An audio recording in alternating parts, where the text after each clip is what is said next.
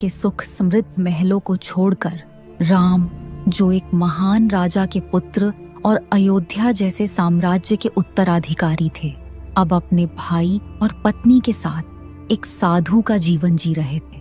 उनके हृदय में कोई शिकायत नहीं थी, बस एक शांत स्वीकार, पिता के वचन का पालन और धर्म का निर्वाह। लक्ष्मण, जो वीर योद्धा थे, उनके लिए यह वनवास एक तपस्या थी। वे अपने भाई और भाभी की सेवा को ही अपना जीवन समझ बैठे थे।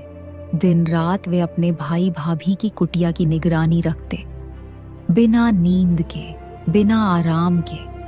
उनके हृदय में एक ही संकल्प था, जब तक मेरे शरीर के अंदर सांस है, भाई और भाभी की रक्षा मेरी जिम्मेदारी है।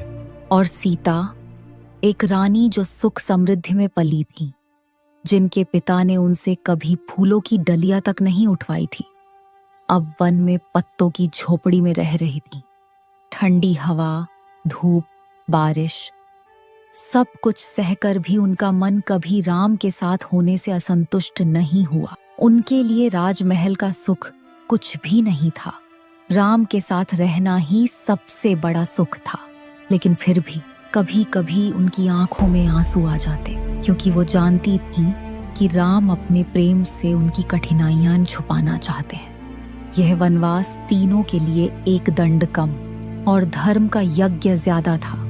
राम की मर्यादा, सीता का त्याग और लक्ष्मण की निष्ठा, इन तीनों ने मिलकर एक ऐसी कहानी लिखी जो आज भी हर हृदय को भक्ति से भर देती है। उनके दुख में भी शांति थी, उनकी कठिनाइयों में भी प्रेम था, और इसी प्रेम ने राम, सीता, लक्ष्मण के वनवास को दिव्यता दी।